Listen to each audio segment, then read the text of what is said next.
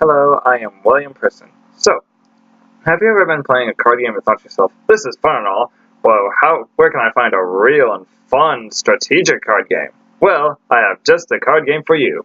Magic the Gathering. So, you may be asking yourself, what is Magic the Gathering, and why is it so fun?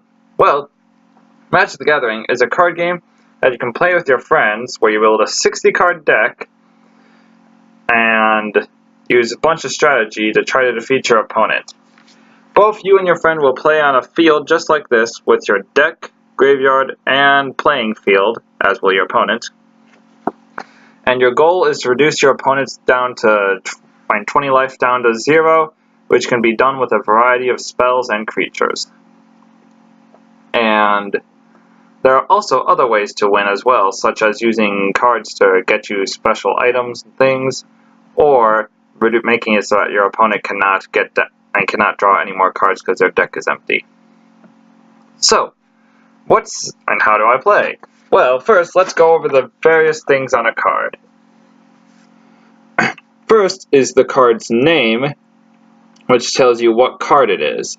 Second, a card's converted mana cost. For example, this card requires 3 of anything and 2 red specifically for a total of 5 mana. Then, there's a card's type, and there's 7 in total, which I'll be going over in a little bit. Then there's a card's subtype, and this is usually only for synergizing with other cards.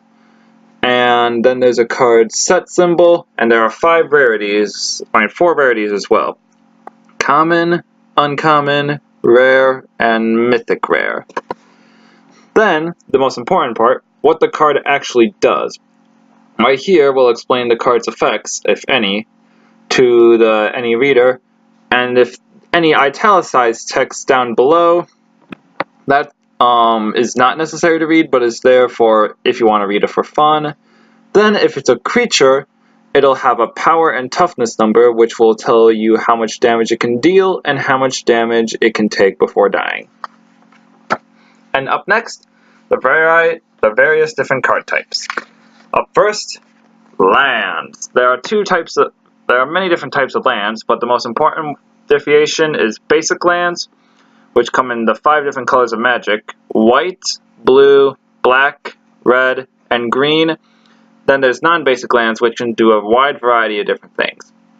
And these are the most important cards in a deck, and it's often recommended that you have around 24, maybe a little less, sometimes more, than that in the deck. But you may be wondering, why are basic lands so important? Well, they're the cornerstone to everything. Remember that card earlier, and how I said it requires 5 mana? These basic lands are how you obtain such mana. For example, with this Plains, I can tap it, or you can harvest it for resources, and I'll get 1 white, which I can use to cast my spells. And you don't have to worry about tapping it, because unless something says otherwise, it'll untap at the beginning of the next turn, so you can use it again and again to get for resources every turn. And then up next, there are creature cards. Creatures are your number one source of one of your number one cards in the game. You can use them to attack or block, and some of them even have special abilities that can help you. Then, there are instants and sorceries. These are just various spells that have a special effect when used, and once they resolve, or finish doing what they say they'll do, they go to the graveyard. But you may be asking, but the instants and sorceries are basically the same thing, except instants can be cast at any time, while sorceries can only be cast during your turn. And then, there's also artifacts and enchantments. Artifacts are what they sound like, and they're special contraptions that can help you in combat and just stay on the battlefield as long as they say so. And they also have special effects that can help you in combat.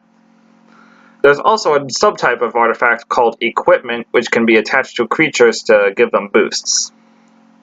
Then, there's enchantments. Enchantments also have an effect, but usually are more widespread than artifacts, and affect a lot of things at once.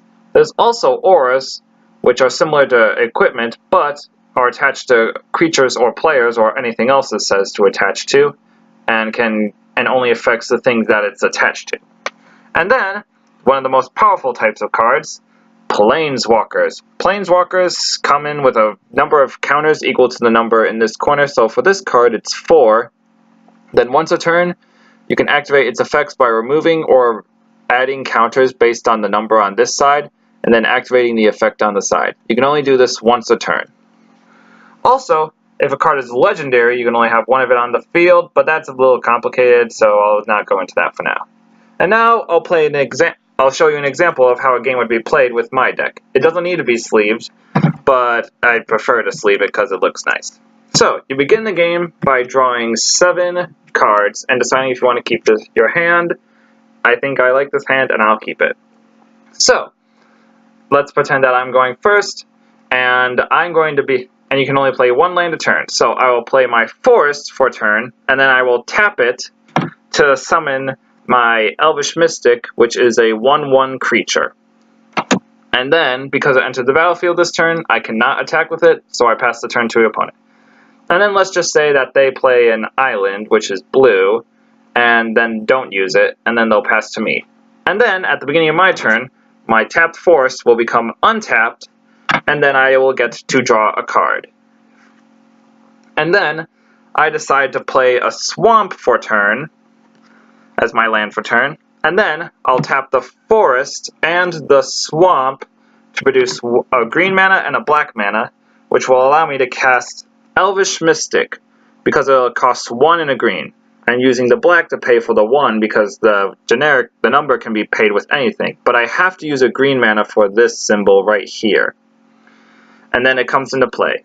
And then I will attack with going to combat and tapping my Elvish Mystic, I attack my opponent for 1 damage, putting them to 19. I will pass the turn.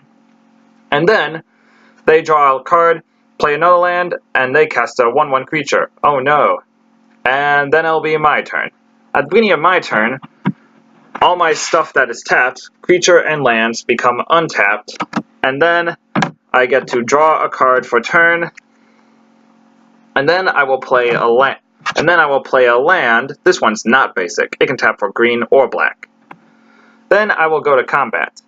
I decide to attack with both my creatures at the opponent, but then the opponent decides to block this creature. Because both the creatures only have 1 power and toughness, they bounce off of each other, and they will hit each other and die.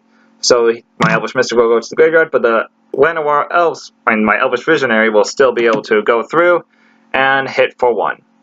The opponent is now at 18.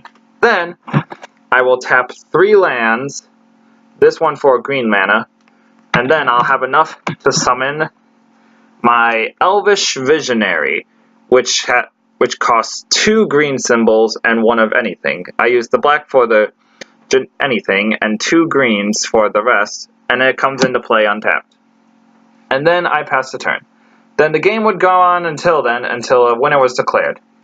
Overall, Magic the Gathering is an extremely fun card game that has a bunch of different strategies and synergies with other cards, and can be played with your friends. And I highly recommend to anyone who wants to have a grand old time. Thank you for watching, and have a good day.